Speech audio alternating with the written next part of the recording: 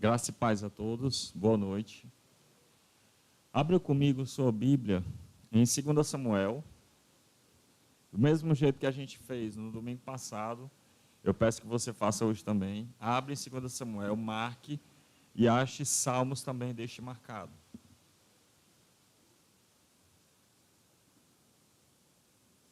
Segundo livro de Samuel, capítulo 1.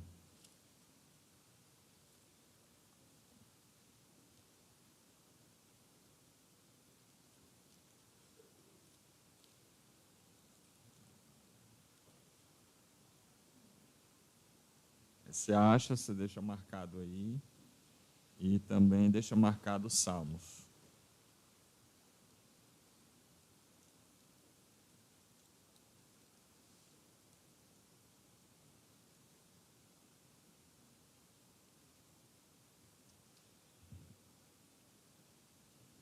Amém?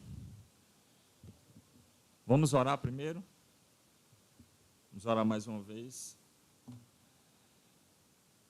Curva a tua cabeça. Amado Deus, mais uma vez, nos voltamos para Ti. Dessa vez para aprender da Tua palavra.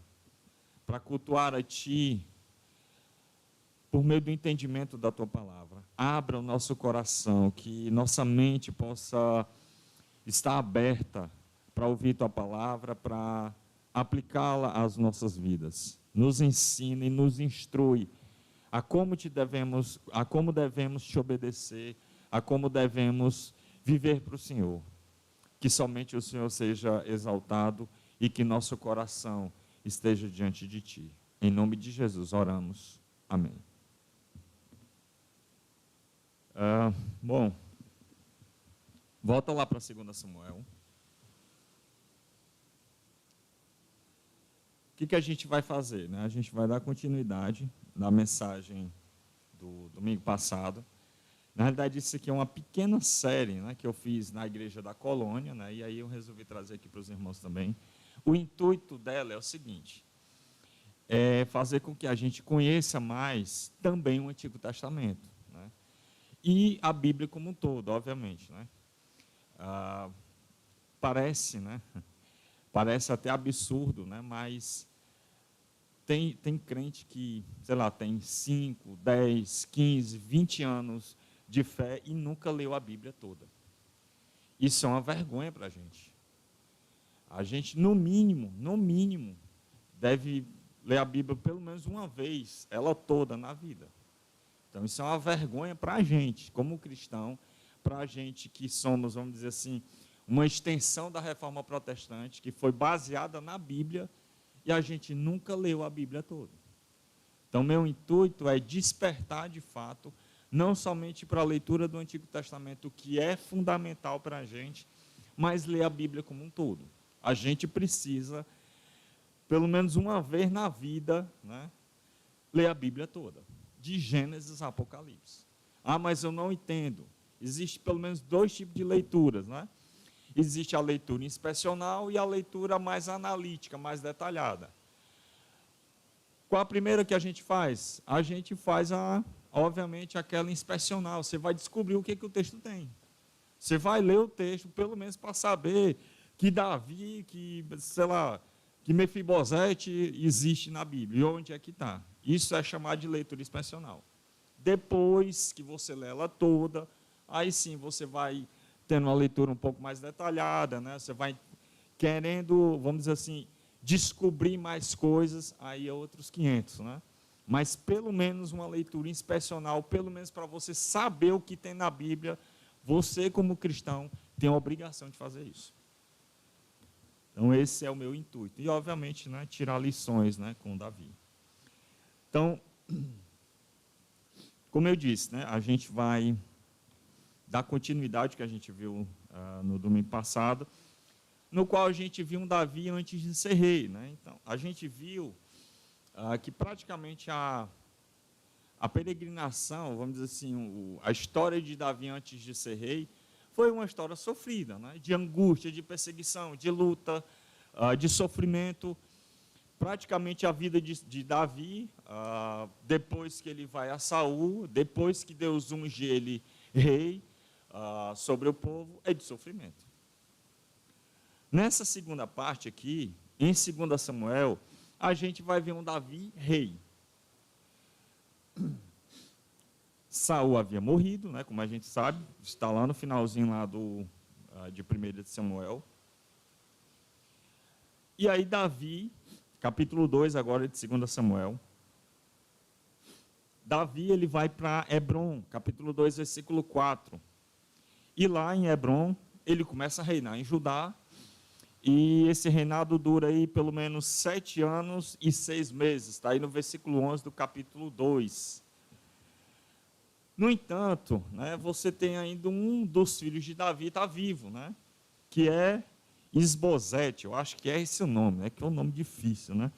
Está aí, versículo 10. Ele reina durante 2 anos, capítulo 2, versículo 10.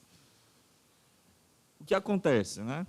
Você tem aqui a divisão das tribos, né? Você tem Davi reinando em Judá, e esse Isbosete, né, um nome estranho, né? Reina no restante das tribos, né, em todo Israel. Acontece uma conspiração contra ele, e ele é morto. Agora, capítulo 4, versículo 6. Esse tal desse Isbosete aí, ele morre, né, devido a uma conspiração que há contra ele, capítulo 4, versículo 6. Consequência disso, capítulo 5 agora, versículos de 3 a 4, você tem Davi reinando em todo Israel. Ele não reina somente em Judá, ele é o primeiro rei a reunir todo Israel. Então, ele reina sobre as 12 tribos. Capítulo 5, ainda versículos de 7 a 9, você tem aí a conquista de Jerusalém, né? E é em Jerusalém que Davi vai reinar, é em Jerusalém que Davi vai construir seu palácio, e é em Jerusalém que a gente vai começar a nossa história aqui, né? Como eu disse, na primeira parte, o que a gente viu um Davi sofrendo, angustiado, perseguido, né? Cheio de tribulações. Em contrapartida, nessa segunda parte, a gente tem um Davi rei. Em outras palavras, você tem um Davi na bonança. Você tem um Davi agora, Saul morreu. Embora tenha inimigos, no caso aqui os filisteus, mas isso era normal, né? Ele não tem mais a angústia que ele viveu com a perseguição de Saul. Em outras palavras, ele está na bonança aqui, ele é rei, tem tudo que quer, está tudo tranquilo. No entanto, o que a gente vai ver é exatamente o problema da bonança na vida do ser humano. E aí eu vou dividir aqui, para ficar melhor para o nosso entendimento, essa segunda parte em 4 momentos. O primeiro momento que a gente vai ver a bonança. Segundo momento, contradições ou contradições humanas. Terceiro momento, as consequências dessas contradições. E no quarto momento, obviamente, da mensagem, bonança de novo. Então, é assim que a gente vai guiar, né? Engraçado, né? Não pode chover que meu nariz fica desse jeito aqui. Então, vamos lá, né? Sem muita demora. Vamos para a bonança, né? Então, deixa marcado aí 2 Samuel, deixa marcadinho aí. Eu quero que você vá comigo, embora a gente tenha alguns traços aqui ainda em 2 Samuel, quero que você deixe marcado. E acha comigo agora 1 Crônicas. 1 Crônicas está mais detalhado do que o assunto que está aqui em 2 Samuel. Então, acha comigo aí 1 Crônicas, capítulo 16.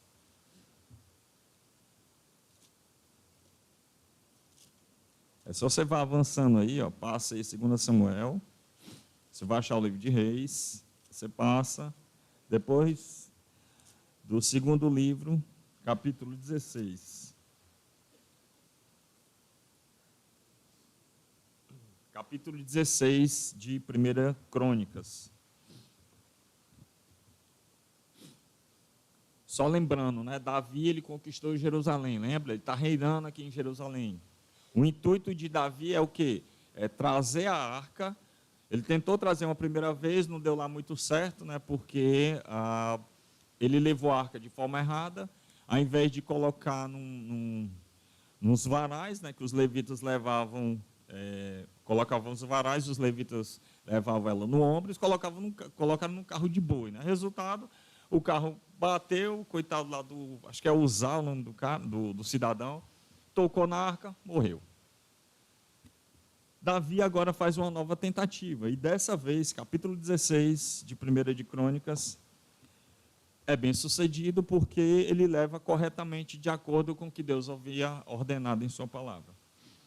Então, no capítulo 16, aí, você tem a bonança. Né? Como eu disse, Davi conquistou Jerusalém, e Davi aqui é rei. Ele está toda a alegria aqui, né, devido à arca, ela está aí em Jerusalém. 1 de Crônicas aí 16, a gente tem um paralelo com o Salmo 105. Né? Eu não vou pedir para você abrir no Salmo, porque em Crônicas aqui está mais resumido do que no próprio Salmo. Né? Então, aqui a mesma coisa aí, a partir do versículo 7, você tem aí o cântico de louvor de Davi, é o mesmo que você vai encontrar em Salmo 105. Diz assim, vou fazer o seguinte, versículo 9. Cantai-lhe louvor-lhe, cantai-lhe, louvai-o, falai de todas as suas obras maravilhosas. Glorificai-vos no seu santo nome. Alegrem-se o coração dos que o buscam, ou dos que buscam ao Senhor. Buscai o Senhor e sua força, buscai sua presença continuamente. Só até aqui. Olha o que diz aí, vamos ler de novo, versículo 9. Cantai. Ainda no versículo 9 você tem louvai-o. No versículo 10 você tem alegrem-se de todo o coração. E no versículo 11 diz buscar a Deus continuamente.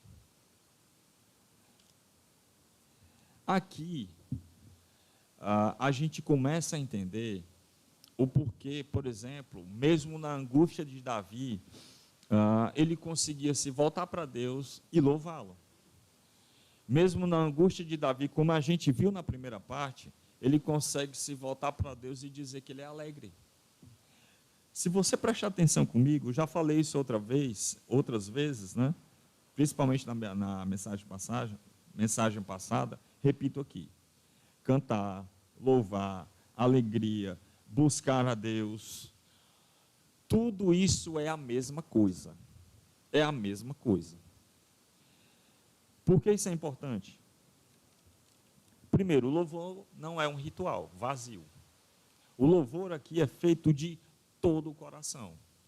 O louvor aqui é feito quando Davi, por exemplo, versículo 11, busca a Deus continuamente.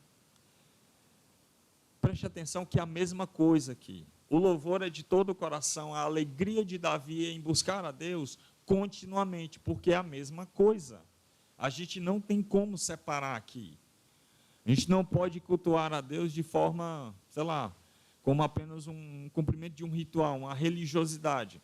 Perceba, é de todo o coração que ele busca a Deus. Por isso que ele louva, por isso que ele canta. E aqui a gente responde a pergunta, por que Davi, mesmo na angústia, mesmo no sofrimento, conseguia orar para Deus em alegria? A resposta está aqui. Não é simplesmente um culto vazio que Davi prestava a Deus. É um culto com todo o seu ser. Alegria de todo o seu coração. Buscando a Deus, como ele diz aí no versículo 11, continuamente e com alegria de coração.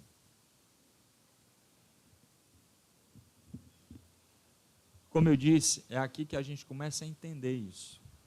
Só que ele continua, né? Versículo 12. Lembrai-vos das obras maravilhosas que ele tem feito, dos prodígios e dos juízos que ele decretou. E aí você lembra que a aliança com Abraão, com Isaac e Jacó, a conquista da terra prometida, o fato de Deus estar com o povo, toda aquela promessa que Deus havia cumprido com o povo no Egito, Davi se refere a isso, os juízos que ele operou não somente no Egito, mas também na própria vida dele como rei.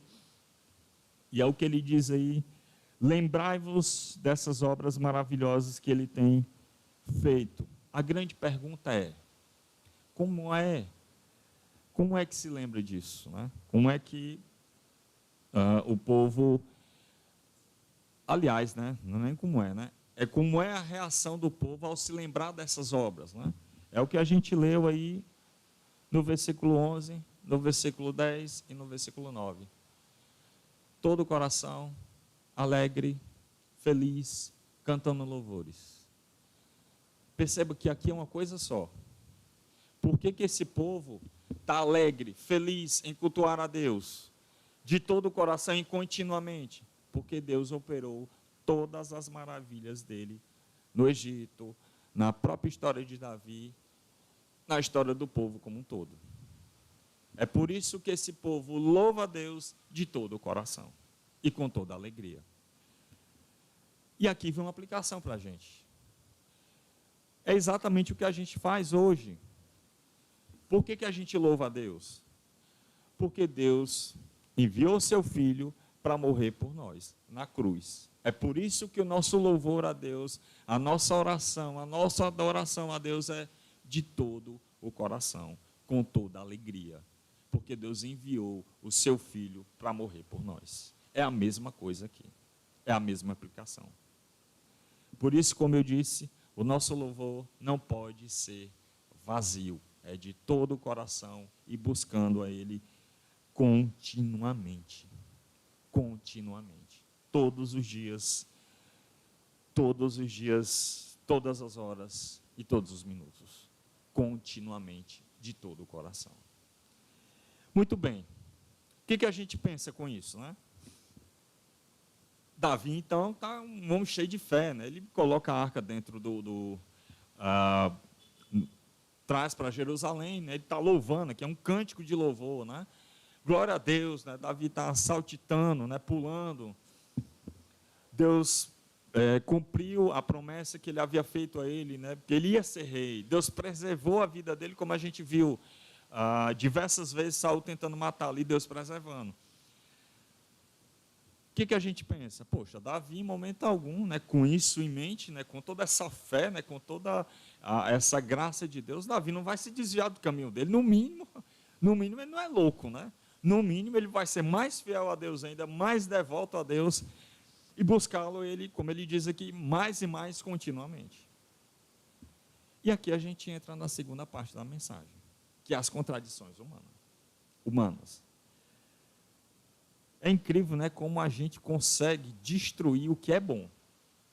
Só o ser humano é capaz disso, né? Vai comigo agora, sai aí de 1 Crônicas, volta lá para 2 Samuel, vai comigo para o capítulo 8.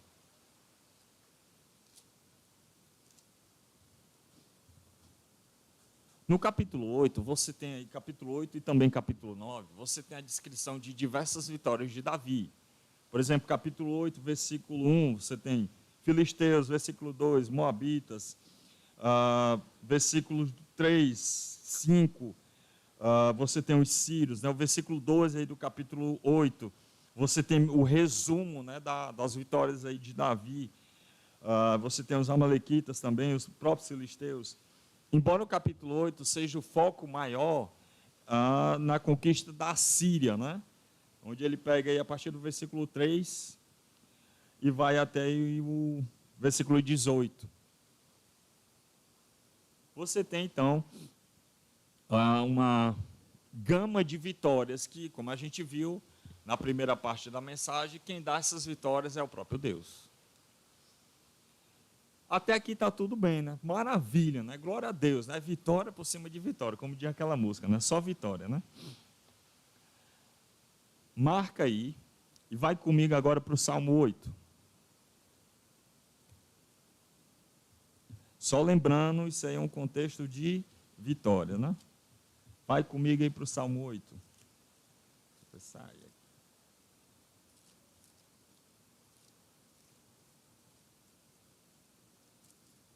Cadê?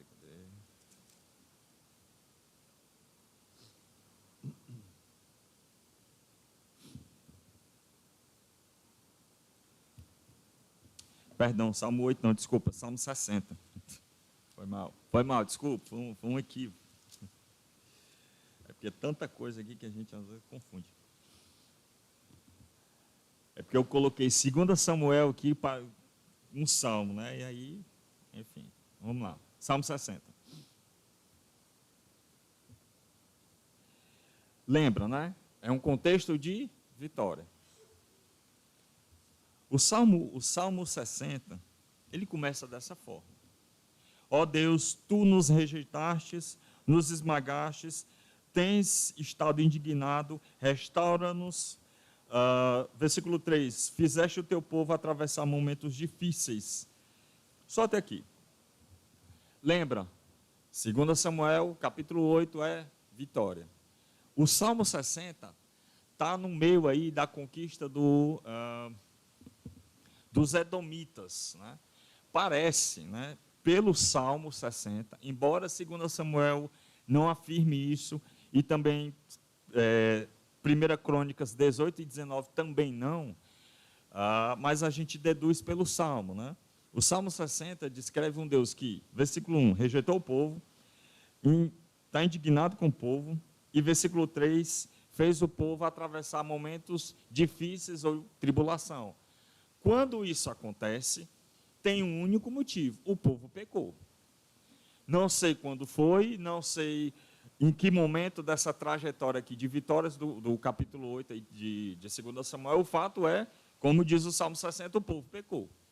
Talvez, né, que é o mais provável, o mais comum da época, seria a própria idolatria, né? Talvez o povo se voltou para os ídolos, não sei. O fato é, o povo havia pecado. Lembra, contexto de vitórias aqui. Então, em algum momento, nessa trajetória aí do povo, esse povo havia pecado contra Deus. Resultado, versículo 1, Deus rejeitou o povo. Como eu disse, aqui começa a contradição. Lembra? Davi traz a arca, né? Deus começa a dar vitória para o povo, e em algum momento, nessas vitórias, absurdamente, acontece isso aqui. Deus rejeita o povo. Deus, como ele diz, está indignado com o povo. Versículo 3, Deus fez o povo atravessar momentos difíceis. Ou seja, Deus, no caso, tinha entregado esse povo nas mãos dos edomitas. E eles estavam vencendo. Perceba como a gente consegue, né? A semelhança do Éden, né? Eu gosto de fazer essa comparação, parece que a gente está vivendo o mesmo ciclo vicioso do Éden. Um eterno retorno, né? A gente sempre está errando na mesma coisa. Então, imagina comigo aqui, Templo de Jerusalém, diversas vitórias. Então, vamos usar um paralelo aqui com Éden, paraíso. O que a gente faz no paraíso? Peca. Sai do paraíso, tome juízo. Davi, no meio dessas vitórias, o povo, no meio dessa graça de Deus, dando vitória ao o povo resolve pecar. Como eu disse, não sei o que foi que houve, mas o fato é que aconteceu. No entanto, a gente tem um Deus misericordioso. Olha o versículo 11 aí do Salmo 60.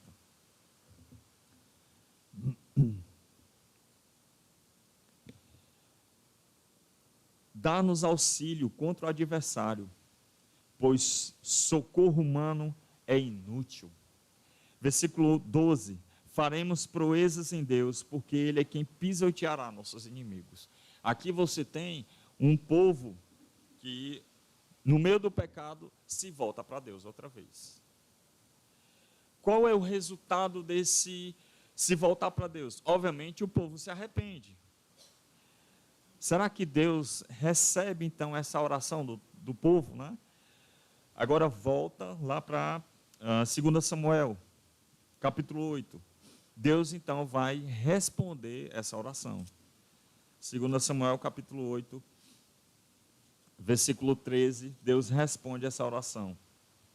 Diz assim: assim Davi se tornou famoso quando voltou, matou 18.000 edomitas no Vale do Sal. Perceba, Deus atende essa oração. Essa campanha aqui contra os edomitas durou, deixa eu ver se eu marquei aqui, acho que Pronto, marquei. Ela durou 6 meses, né? Isso está lá em 1 Reis, capítulo 14, versículo 15 e 16. Durou 6 meses, e aí Joabe, então, vence esses edomitas. Ou seja, Deus, então, ouve a oração do povo. Perceba a contradição das coisas. Você está na bonança aqui, está tudo dando certo. Mas a gente tem uma coisa incrível, né? A gente consegue destruir o que é bom, né? A gente consegue praticamente aniquilar nossa própria paz. Isso vai se repetir aqui outra vez. Isso aqui parece vamos dizer assim, uma espécie de introdução do que vai vir, né? Então, Deus ouve essa oração, Deus então dá vitória ao povo, Deus continua dando vitória ao povo, capítulo 10, e aí o que a gente pensa? Davi agora, finalmente, assim como o povo, vai se voltar para Deus, em momento algum esse povo vai se desviar, muito menos Davi. Olha o que vai acontecer, capítulo 11. O que temos aqui no capítulo 11 e 12, né? No capítulo 11, nós temos o famoso episódio do quê? Do adultério de Davi com Batseba. Do adultério, né, e do assassinato dele. Aliás, né, do que ele fez, né, do homicídio no qual ele praticou, né? Olha só lembrando mais uma vez, ele tem todo aquele contexto lá da sua vida, né, antes de ser rei, Deus ajudando ele, no meio da angústia, se voltando para Deus, Deus ouvindo a oração dele. Aqui, antes desse fato aqui com os edomitas também, Deus estava ali com Davi, Deus estava ali com o povo. E olha só, capítulo 11. Olha o que vai acontecer, né? No versículo 2, você vê aí, tem uma mulher tomando banho, versículo 2. Davi vê essa mulher, ela é Batseba, né, mulher de Urias, versículo 3. Davi, então, resolve, né, na sua proeza, chamar essa mulher para se deitar com ele, versículos de 4 a 5, e ela engravida. Davi sabe o que cometeu, ele sabe que adultério é crime contra a lei de Deus, e a punição, obviamente, seria a morte, né? Davi sabe disso, ele conhece os 10 mandamentos, ele conhece o 7º mandamento, né? Ele sabe disso. Então, o que ele faz? Ele bola em um planinho, né? Ele manda chamar Urias, da guerra, com o intuito, obviamente, de se livrar, né, do seu pecado, né, de se livrar aí do seu ato diante de Deus. Ele manda Urias para casa. Versículo 9, Urias vai dormir no palácio. Ele não vai para casa. Versículo 9 aí do capítulo 11, ele fica no palácio, né? Ele dorme ali na porta do palácio. E aí o que Davi faz? Não, agora eu vou embebedar ele. Versículo 13, ele chama Urias, dá um porre lá em Urias lá, mas não dá certo, né?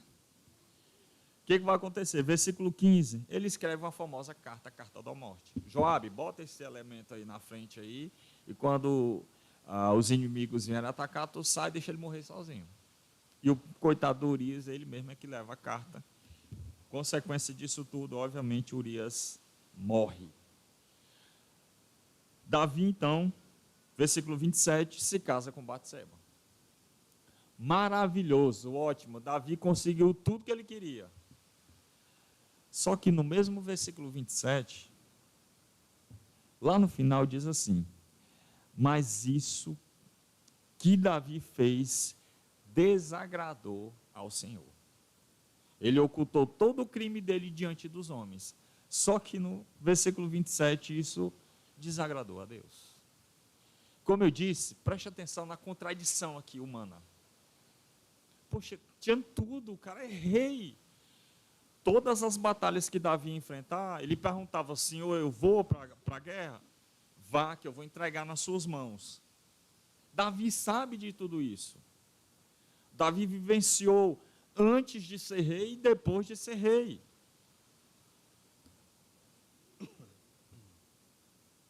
Deus, isso que Davi fez foi pecado diante de Deus. Isso desagradou a Deus.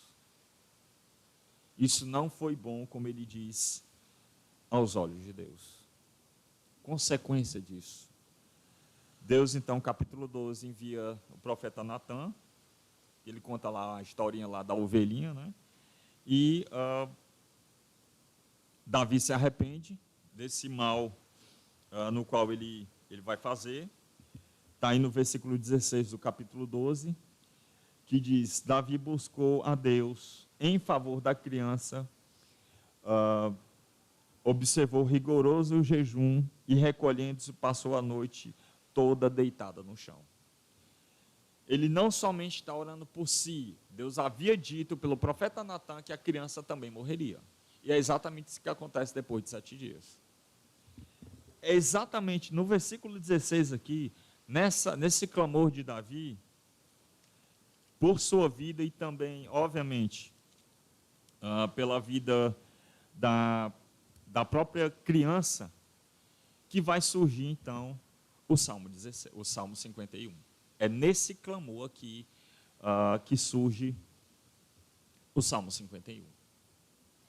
Só que antes da gente ir para lá, lembra o que a gente viu em 1 Crônicas? Eu não vou pedir para você abrir lá devido ao tempo, mas em 1 Crônicas, por exemplo, versículo 14, Davi, no meio do seu cântico, ele diz que os atos de justiça de Deus estão sobre toda a terra. Versículos 25 a 27, de 1 Crônicas 16, ele descreve toda a grandeza de Deus. Portanto, Davi sabia de tudo isso. Ele não é alheio a nada. E como eu disse e repito, veja a contradição.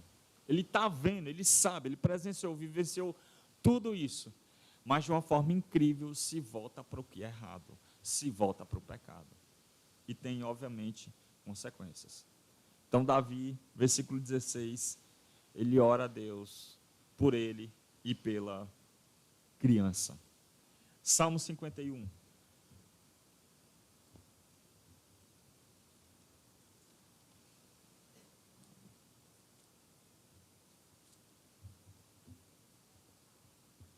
No Salmo 51, eu vou ler aqui alguns versículos. Né? Versículo 4, que diz assim: Pequei contra ti, e contra ti somente fiz o que é mal diante dos teus olhos. Por isso, tua sentença é justa, teu julgamento é puro.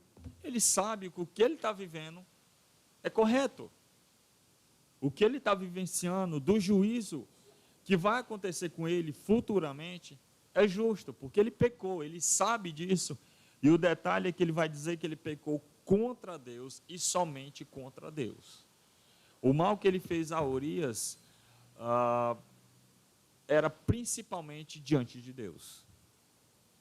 O mal secundário, colocar dessa forma, é contra Urias, mas o primário é diante de Deus.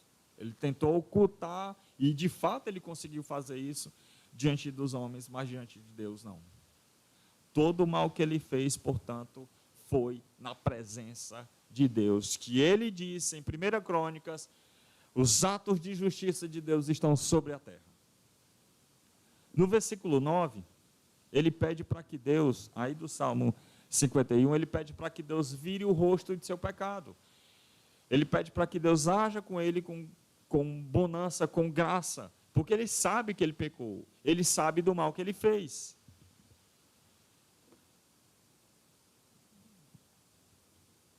Versículo 16 e 17, aí do Salmo 51.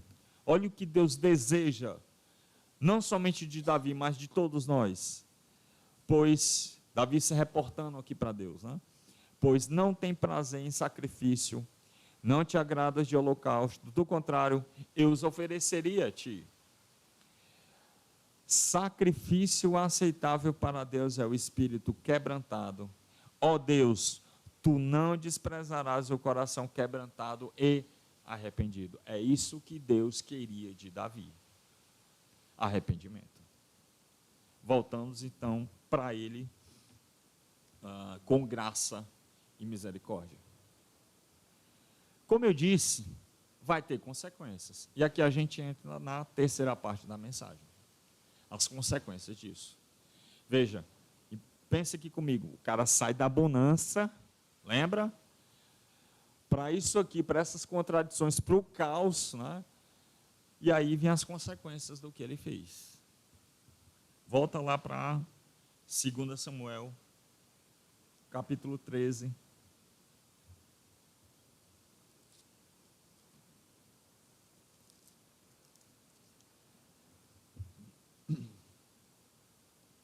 Aqui começa, vamos dizer assim, a destruição, né? O caos, né? Na família de Davi.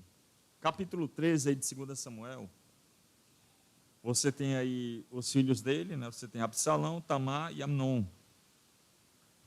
Olha o que diz, por exemplo, versículo 1. Lá no finalzinho do versículo 1. Amnon, filho de Davi, apaixonou-se por sua irmã, Tamar. Versículo 2. Amnon ficou angustiado por causa de sua irmã a ponto de adoecer, porque ele amava Tamar, mas não é um amor de irmão, é um amor pervertido. Qual é a consequência desse amor pervertido aqui de Amnon? Versículo 14. Ele estupra a sua própria irmã. Aqui começa o estrago aqui. O que vai acontecer então com o próprio Amnon, né? Resultado, né, desse mal que ele fez aí. Versículos 28 a 29. Absalão odeia ele e o mata.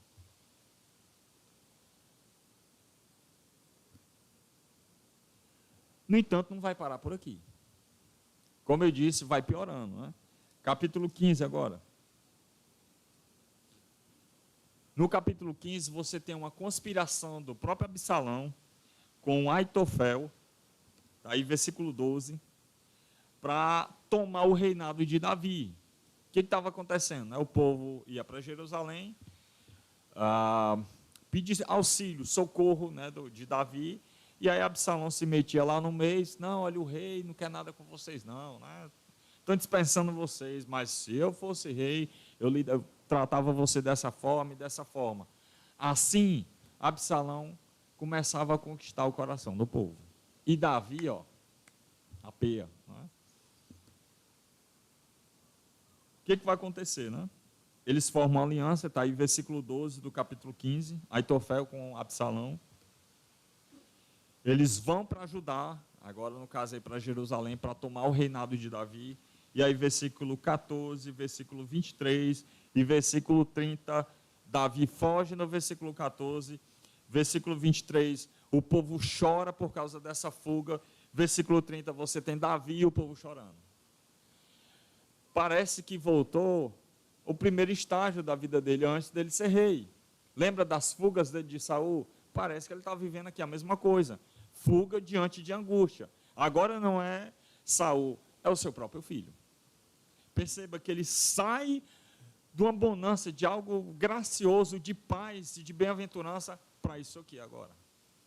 Como eu disse, isso aqui são as nossas contradições, a contradição humana, né? E é uma fuga angustiosa. Perceba que aí no versículo 14, perdão, versículo 23, o povo chora. No versículo 30, Davi está chorando juntamente com o povo. E é aqui, no meio desse choro aqui, né, no meio desse clamor, né, do povo aqui, que surge então o Salmo 3. O Salmo 3 é uma oração de Davi nesse exato momento aqui. Nesse momento, portanto, de angústia, de perseguição, de sofrimento que ele mesmo causou. Essas são, portanto, as consequências dos seus atos. Deixa eu dar até pronto. Vai comigo lá para o Salmo 3. Dá tempo.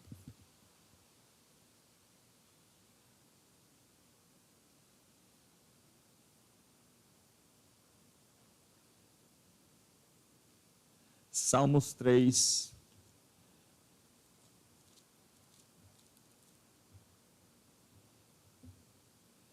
Olha o que diz aí, por exemplo, versículo 1. Senhor, como o número dos meus adversários tem crescido, muitos se levantam contra mim.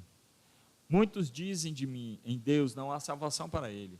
Mas tu, Senhor, és o escudo ao meu redor, a minha glória, aquele que levanta a minha cabeça. Clamo ao Senhor com minha voz, e ele me responde do seu santo monte. Eu me deito e durmo e acordo, pois o Senhor me sustenta. Versículo 6. Não tenho medo de milhares que se levantam contra mim. Veja, isso aqui é uma oração. Nesse momento aqui de angústia, nesse momento aqui de perseguição de Absalão contra ele. Isso aqui é uma oração. E no meio dessa oração, no versículo 5, ele vai dizer que Deus o sustenta. O sustentar aqui é paz. É no meio da angústia, mesmo ele sabendo que tudo o que ele está vivendo é culpa do pecado dele, embora ele tenha se arrependido, ficou suas consequências. E mesmo assim, Davi agora, a semelhança como foi na primeira parte, a semelhança como foi a sua vida, nas fugas que ele teve de Saul, ele se volta para Deus. E nesse se voltar para Deus, ele consegue, versículo 5, achar paz. Deus o sustenta. Perceba que, mesmo diante das consequências de seus atos, quando ele se volta para Deus, ele consegue achar descanso, consolo para suas aflições, sabendo que a culpa é dele. Mas ele sabe, como ele diz aí, versículos 3 e 4, Deus é o seu escudo. Deus é quem o guarda. Deus é quem o guarda. Deus é quem é misericordioso com ele. Essas fugas aqui, essas angústias dele, vai piorar. Deixa aí, volta lá para 2 Samuel.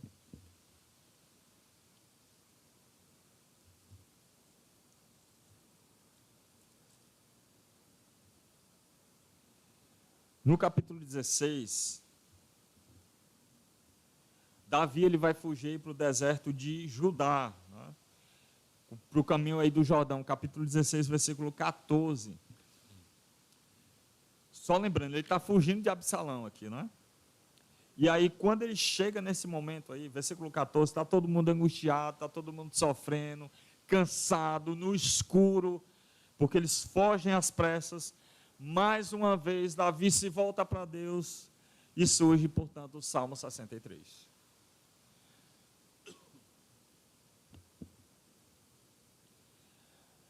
Vai para lá, né? Vamos fazer isso aqui agora. De novo, né? Como eu disse no início da mensagem, o meu intuito é exatamente isso, é despertar a leitura, né? Então, Salmo 63.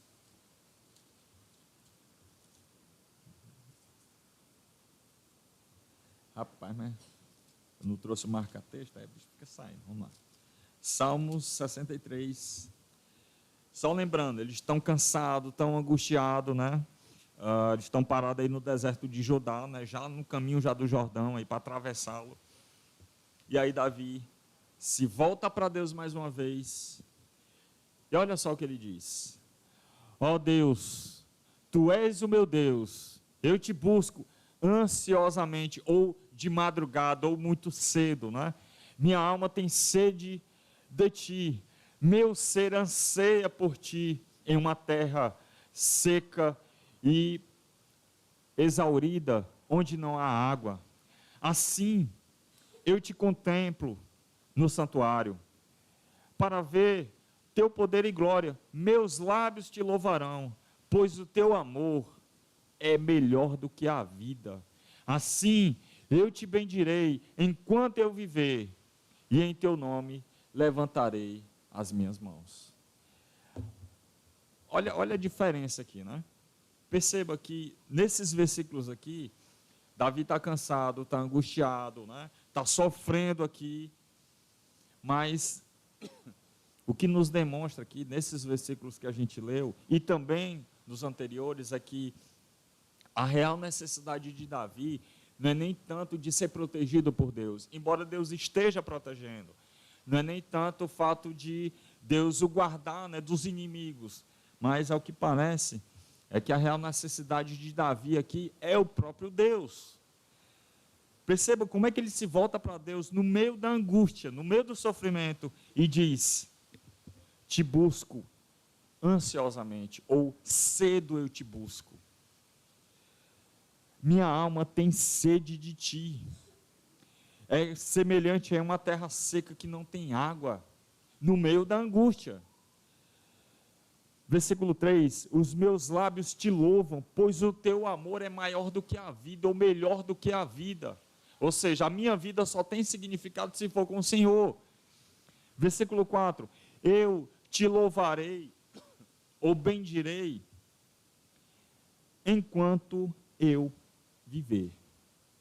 Perceba que parece que a necessidade real de Davi aqui não é somente de livramento de Deus, obviamente que é,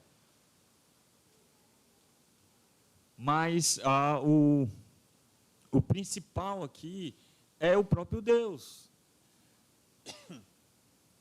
Ele quer a presença de Deus, ele se volta para Deus, é isso que o faz falta, é isso que ele se apega, é a Deus. A real necessidade de Davi é o próprio Deus. É Deus que dá significado à vida de Davi. É Deus quem o guarda e quem o protege.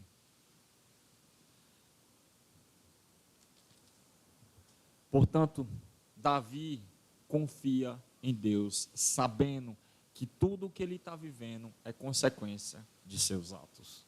É culpa unicamente dele. Ele saiu da bonança e foi para o juízo, como a gente viu. Muito bem, volta lá para 2 Samuel, para a gente encerrar. Aqui a gente entra, obviamente, na quarta e última parte da mensagem, né? Bonança de novo, graças a Deus, né?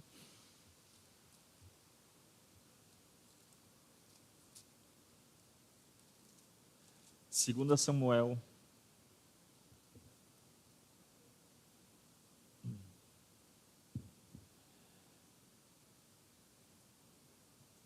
Deixa eu voltar aqui. Fala. Passei, foi muito. 15, 17, pronto. Pronto. O que vai acontecer, né? Absalão morre, né? Ele vai numa floresta, né? Engancha os cabelos lá dele nos galhos, fica pendurado. Joabe vai lá e mata ele. Davi retorna, portanto, para Jerusalém, né?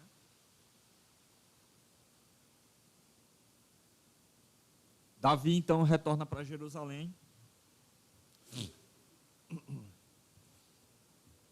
Depois da morte aí de Absalão, né? Está aí capítulo 18 e 19. Nesse retorno dele, ele vai enfrentar uma nova rebelião, né? Que é a rebelião aí de Sabá, né? Um benjamita, está aí capítulo 20. O paralelo é com o Salmo 7, né?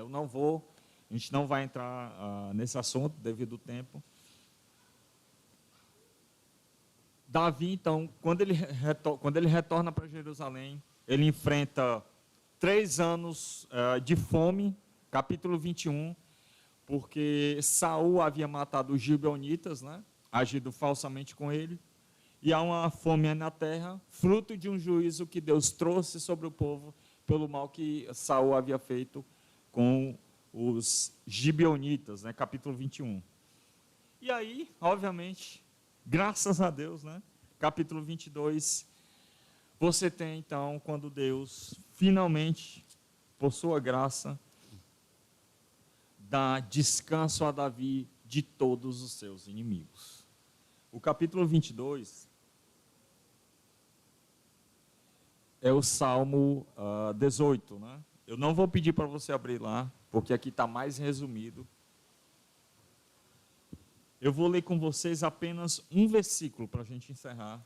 Como eu disse, o capítulo 22 é um cântico, é o mesmo cântico do Salmo 18. Eu vou ler apenas o versículo 32, para a gente encerrar. Que acho que resume bem o que foi a história de Davi, né?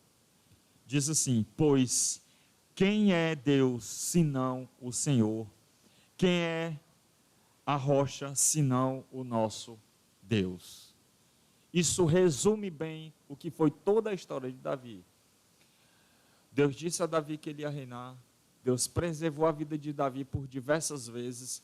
Deus entregava Saul nas mãos de Davi, mas não entregava Davi nas mãos de Saul. Davi foi por 2 vezes lá para os filisteus. Deus preservou a vida de Davi. O povo pecou, como a gente viu.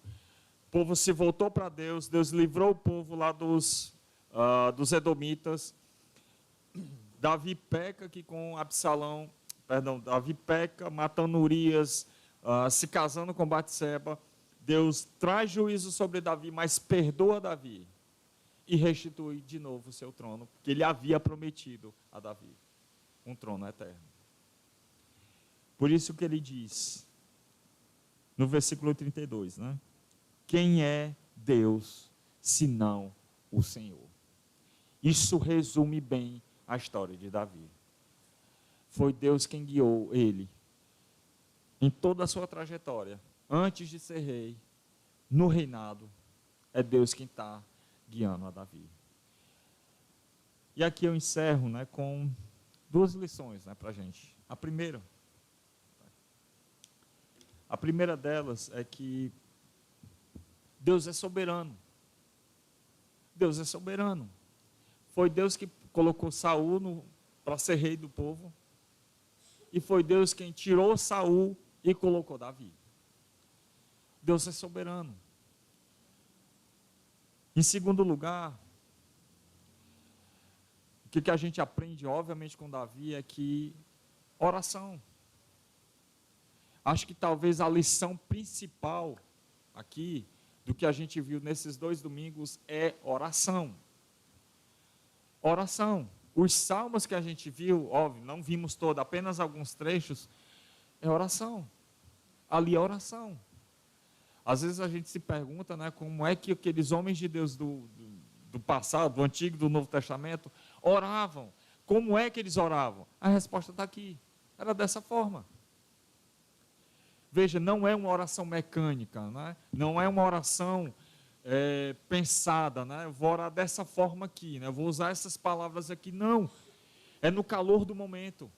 É um Davi sofrendo aqui. É um Davi cheio de angústia. É um Davi alegre. É um Davi que se volta para Deus. É uma oração com todo o ser, com tudo que diz respeito à pessoa, se voltando para Deus. Arrependida, reconhecendo o seu pecado e, como ele termina aqui, agradecendo a Deus, porque Deus havia livrado ele de todos os seus inimigos. Talvez a lição principal seja essa: devemos orar mais. E como a gente aprendeu, com todo o nosso coração, com toda a alegria e continuamente. Que Deus então seja louvado em nossas vidas. Amém? Vamos orar. Vamos ficar de pé, vamos orar.